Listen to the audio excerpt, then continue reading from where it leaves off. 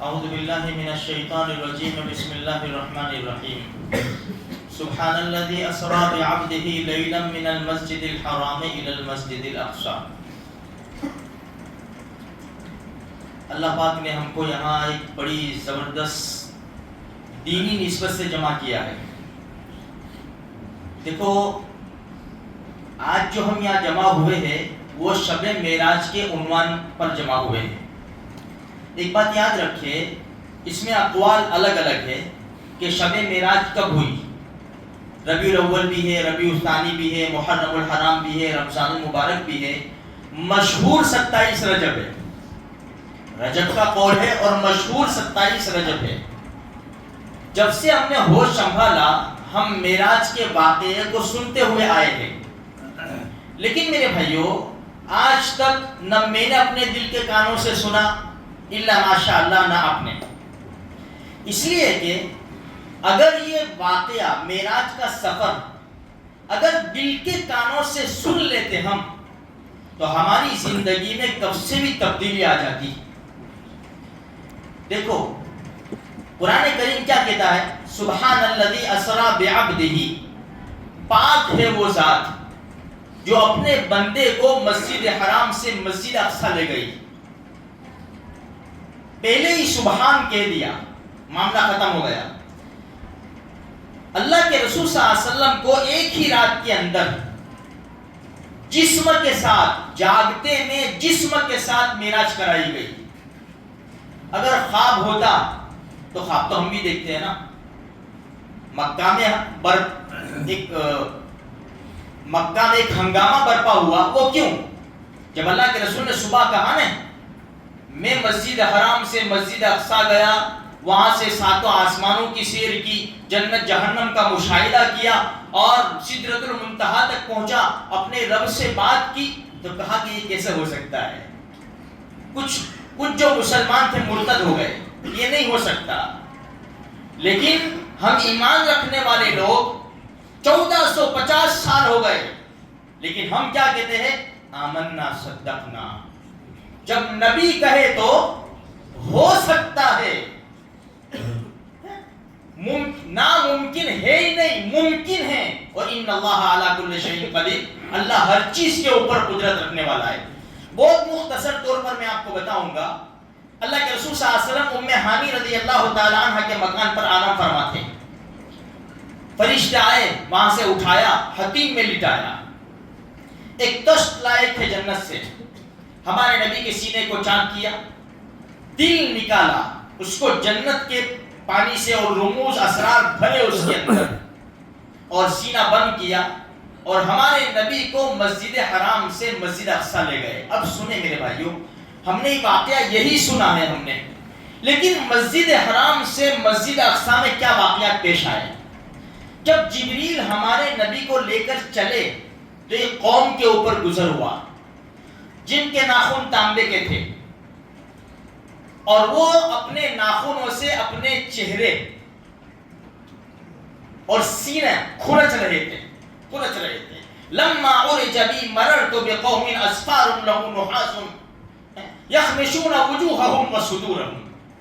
تانبے کے ناخن ہیں اور بڑے بڑے ناخنوں سے اپنا چہرہ اور سینہ نوچ رہے ہیں۔ نبی کریم صلی اللہ علیہ وسلم نے جبریل سے پوچھا یہ کون لوگ ہیں؟ فرمایا یہ غیبت کرنے والے لوگ ہیں، غیبت کرنے والے لوگ ہیں۔ غیبت کسے کہتے ہیں؟ پیٹھ پیچھے اپنے بھائی کی کوئی ایسی بات بیان کرنا کسی مسلمان کی جو اس کے اندر عیب ہے، اس کو غیبت کہتے ہیں، اور جو عیب نہیں ہے اس کو بہتان کہتے ہیں۔ کون عیب سے خالی ہے؟ میرے سمیت جو مجمع بیٹھا ہوا ہے یہ، کسی کے اندر کوئی عیب ہوگا تو کسی کے اندر کوئی عیب ہوگا، کوئی انسان عیب سے خالی نہیں ہے۔ اسی لیے شاعر نے کیا کہا، دیکھو گے اگر کسی میں عیب 4 5 6 نظر آئیں گے اپنے اندر 7 8 9۔ اسی لیے کسی کی برائیاں اور کسی کی کمیاں مت دیکھو. ہمارے اندر بہت سارے عیب ہیں، اپنے گریبان میں نظر ڈالو. قرآن کہتا ہے وَلَا يَغْتَبْ بَعْضُكُمْ بَعْضًا، تم میں سے کوئی ایک دوسرے کی غیبت نہ کرے. أَيُحِبُّ أَحَدُكُمْ أَن يَأْكُلَ لَحْمَ أَخِيهِ مَيْتًا، کیا تم میں سے کوئی یہ پسند کرتا ہے کہ اپنے مرے ہوئے بھائی کا گوشت کھائے؟ غیبت کرنا مرے ہوئے بھائی کے گوشت کھانے کے برابر ہے. میرے بھائیوں، یہ کسی کو نہیں چھوڑتا. شیطان اتنا چالاک اور مکار ہے، وہ جانتا ہے کس کے اوپر کون سا حملہ کرنا ہے. اچھے اچھے آدمی غیبت میں مبتلا ہے، اور مسجدوں میں بیٹھ کر ہاتھ میں تسبیح چل رہی ہے اور کسی کا تذکرہ چھڑ گیا، بس غیبتیں چالو ہو گئی. میں یہاں تک کہوں آپ کو کہ ہماری مجلس ختم نہیں ہوتی یہاں تک کہ ہم کسی کی غیبت نہ کریں. اللہ مجھے آپ کو سارے مسلمانوں کو غیبت سے بچائے. پھر آگے اللہ کے رسول صلی اللہ علیہ وسلم چلے. ہمارے نبی نے فرمایا ایک قوم کے اوپر گزر ہوا جن کے پیٹ بہت بڑے، ایک گھر کی شکل کے، اندر سانپ اور بچھو اندر. اللہ کے رسول نے فرمایا جبریل یہ کون لوگ ہیں؟ ہمارے نبی نے فرمایا یہ سود کھانے والے لوگ ہیں، یہ بیاج کھانے والے لوگ ہیں. امت ڈوب چکی ہے میرے بھائیوں، بیاج میں امت ڈوب چکی ہے. قرآن کیا کہتا ہے؟ بچو. فَأَذَنُوا فَإِن لَّمْ تَفْعَلُوا، اگر نہیں بچ سکتے فَأَذَنُوا بِحَرْبٍ مِّنَ اللَّهِ وَرَسُولِهِ، تو پھر اللہ اور اس کے رسول سے جنگ کے لیے تیار ہو جاؤ. کون کر سکتا ہے؟ ابرہہ کا واقعہ نہیں پڑا؟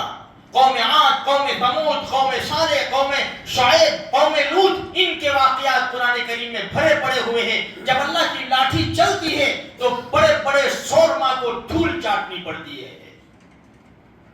تو سود کے اندر آج مسلمان پڑا ہوا ہے، تو فرمایا یہ سود کھانے والے لوگ ہیں. پھر آگے گزر ہوا، ایک آدمی کا سر پتھر سے پھوڑا جا رہا ہے. ہمارے نبی نے فرمایا یہ کون ہے؟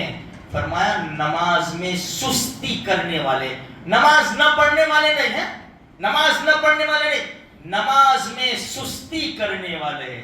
جاتے ابھی جاتے، ابھی تو اذان ہوئی، ابھی جاتے ابھی جاتے، سستی. چلو بعد میں ارے یار چلو ٹھیک ہے اثر پڑھ لیں گے، ابھی شاہ پڑھ لیں گے، نماز چلی گئی. نماز میں سستی کرنے والوں کا یہ حال ہے تو نماز نہ پڑھنے والوں کا میرے بھائیوں کیا حال ہوگا. پھر ایک قوم کے اوپر گزر ہوا جن کے پاس اچھا گوشت بھی تھا، جن کے پاس سڑا ہوا گوشت بھی تھا. وہ سڑا ہوا گوشت کھا رہے ہیں اچھا گوشت چھوڑ کر. اللہ کے رسول نے فرمایا جبریل یہ کون لوگ ہیں؟ فرمایا یہ زنا کرنے والے لوگ ہیں. جن کے پاس پاک بیویاں ہیں ان کو چھوڑ کر غیروں کے پاس رات گزارتے ہیں. میرے بھائیوں اور بھی آگے بات ہے. اب ایک اور بات جب اللہ کے رسول صلی اللہ علیہ وسلم نے اللہ سے ملاقات کی، بات چیت کی، اللہ تبارک و تعالیٰ نے 3 تحفے دیے. 50 نمازیں جو 5 ہو گئی. سورہ بقرہ کی آخری 2 آیتیں آمن الرسول بما انزل پڑھ کر سویا کرو، بہت بڑا فائدہ ہے. زبانی یاد کر لیا کرو، پڑھتے رہو، یہ انعام ملا ہے معراج کی رات میں. اور تیسرے نمبر کے اوپر اس امت کو جو انعام ملا، اللہ پاک نے فرمایا سب کو معاف کر دوں گا لیکن شرک کرنے والے کو کبھی معاف نہیں کروں گا. اس لیے میرے بھائیوں سجدہ صرف اللہ ہی کو ہے. مانگو تو اللہ سے مانگو، دینے والی ذات اللہ ہی کی ہے. ہاں اسباب کے طور کے اوپر ہم جس طرح علاج معالجہ کر رہے ہیں، جس طرح ہم کمانے کے لیے محنتیں کر رہے ہیں، یہ سارے اسباب ہیں، لیکن ہماری نظر اللہ کی ذات اقدس پر ہو. ہاں تو کرنے دھرنے والی ذات اللہ کی ہے. یہ 3 انعام ملے، ایک نماز اور ایک آمن الرسول اور یہ شرک. یہ اس کو اللہ پاک معاف نہیں کرے گا. ہاں توبہ کر لی تو معاف کر دے گا. اب 50 نمازیں لے کر چلے. آخری بات 50 نمازیں لے کر چلے. موسیٰ علیہ نبینا علیہ تسلیم سے ملاقات ہو گئی. اللہ نے کیا دیا؟ فرمایا 50 نمازیں دی. موسیٰ علیہ السلام فرمایا مجھے ڈر ہے آپ کی امت نہیں پڑھ سکے گی، آپ واپس جاؤ، کم کراؤ. موسیٰ علیہ اللہ کے رسول صلی اللہ علیہ وسلم تشریف لے گئے، آئے گئے 5 نمازیں لے گئی. موسیٰ علیہ السلام نے ابھی بھی کہا جاؤ. اللہ کے رسول نے فرمایا اب تو مجھے شرم آتی ہے، 50 کی 5 کر دی رب نے، اب مجھے شرم آتی ہے، قلم کے لکھنے کی آواز آئی، ہم نے تمہارے اوپر 50 نمازیں فرض کی تھی، 5 کر دی، اب 5 فرض ہے۔ لیکن جو آدمی خشوع خضوع اچھی طرح نماز پڑھے گا ہم اسے 5 نمازوں کا 50 نمازوں کا ثواب دیں گے۔ اب ایک آخری بات یہ ہے کہ یہ تحفہ ہے، کیا ہے؟ تحفہ ہے نا، یہ کس نے دیا تحفہ؟ اب بولنا پڑے گا، اللہ نے دیا نا۔ لانے والے کون ہیں؟ محمد الرسول اللہ صلی اللہ علیہ وسلم۔ کس کے لیے بھیجا ہے تحفہ؟ اچھا اب میری بات سنو، ایک آدمی آیا، ایک کور دیا، ایک کور جس میں 500 پاؤنڈ ہے یا 500 دینار ہے۔ میرے پاس کور آیا یا آپ کے پاس آیا، کھول کے دیکھا، اوہ 500 پاؤنڈ ہے اس کے اندر، میں کیا کروں گا؟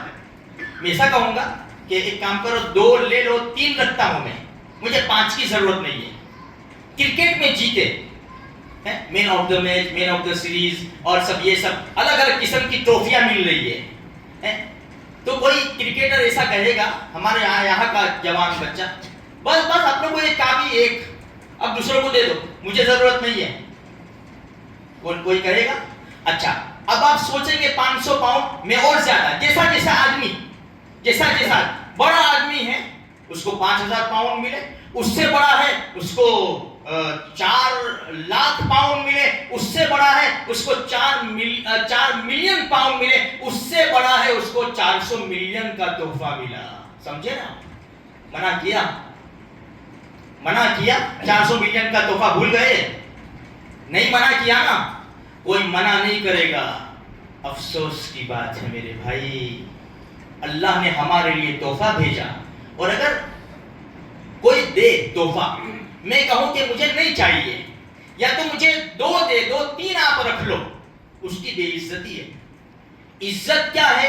پورا تحفہ قبول کر لو، اس میں اس کی عزت ہے، تمہاری بھی عزت ہے۔ اللہ نے تحفہ بھیجا ہمارے لیے، اور اللہ کے رسول تشریف لائے اور ہمیں تحفہ دیا، ہم نے کیا کیا؟ لے لیا تحفہ پورا۔ میں یہی بات ختم کرتا ہوں، بس مجھے بھی سوچنا ہے، آپ کو بھی سوچنا ہے۔ اگر 5 نمازیں نہیں ہوتی تو یاد رکھو ہم تحفے کو رد کر رہے ہیں، ہمیں ضرورت نہیں ہے اس کی۔ یہی ہوا نا؟ اور کس کے تحفے کو رد کر دیا؟ اللہ کے، اور لانے والے محمد الرسول اللہ صلی اللہ علیہ وسلم۔ یہ معراج ہے، یہ معراج ہے میرے بھائیوں، یہ معراج کا بڑا زبردست سبق ہے کہ جو اللہ نے تحفہ بھیجا ہے ہم اسے قبول کر لیں۔ بس یہی میں اپنی بات کو ختم کرتا ہوں۔ ہر نمازی کو سوچنا ہے میرے بھائی کہ 5 نمازوں کا تحفہ ملا ہے، اگر 4 بھی پڑھتا ہوں پابندی کے ساتھ اور فجر کی نماز میں حاضر نہیں ہوتا تو میں نے فجر کا تحفہ رد کر دیا ہے۔ اور کس کا تحفہ رد کر دیا ہے؟ میں کیا جواب دوں گا؟ کل قیامت کے میدان میں نفسا نفسی کا عالم ہوگا، اور حوض کوثر پر امام الانبیاء جام کوثر پلاتے ہوں گے۔ جب ہم جائیں گے تو کہیں ایسا نہ، یا رسول اللہ مجھے پلا دے، یا رسول اللہ آپ مجھے پلا دو، کہیں ایسا جواب نہ آ جائے یہ بھی تحفہ ہے، یہ بھی تحفہ ہے۔ تم نے دنیا میں ہمارے تحفے کو ہر دن رد کیا، ہر دن رد کیا۔ تمہاری 50 60 70 100 سال کی عمر تھی، تم نے ہر دن ہماری طرف سے تحفہ آتا تھا، تم نے رد کیا۔ آج کون سے منہ سے تم ہمارے پاس جامع کوثر نہیں آئے؟ اللہ میری بھی حفاظت فرماوے، آپ کی بھی حفاظت فرماوے، سارے مسلمانوں کی حفاظت فرماوے، سب کو پکے سچے دیندار بناوے۔ اللہ پاک آپس میں محبت پیدا فرماوے، حلال اور پاکیزہ روزی نصیب فرماوے، ہر قسم کے حرام سے اللہ پاک حفاظت فرماوے۔ اور آج کی رات کوئی خاص عبادت کی رات نہیں ہے میرے بھائیوں، آزاد ہمیں چھوڑا ہے، جو چاہے کرے نہ کرے، جیسا بھی جس کو جیسا ٹھیک لگے نمازیں پڑھے، قرآن کریم کی تلاوت کرے۔ یہ وہ مبارک رات ہے کہ اللہ کے رسول تشریف لے گئے تھے، اس برکت سے، اس نیت سے اگر ہم عبادت کرتے ہیں تو نور علی نور۔ باقی کوئی ضروری نہیں ہے، ہمارے اوپر تھوپا نہیں ہے کہ بھائی تم رات کو عبادت کرو، دن میں روزہ رکھو۔ نہیں میرے بھائیوں، تو اپنے اپنے اعتبار سے جس کو جیسا عبادت ٹھیک لگے دعائیں کرے، کچھ نفلیں پڑھ لے، کچھ قرآن کریم کی تلاوت کر لے، اس طرح ہم تھوڑا سا رات کا کچھ حصہ اللہ کے نام پر لگا دیں گے تو انشاءاللہ بہت بڑا فائدہ ہوگا۔ اللہ تبارک و تعالیٰ کہیں سنی بات کر عمل کرنے کی توفیق عطا فرمائے۔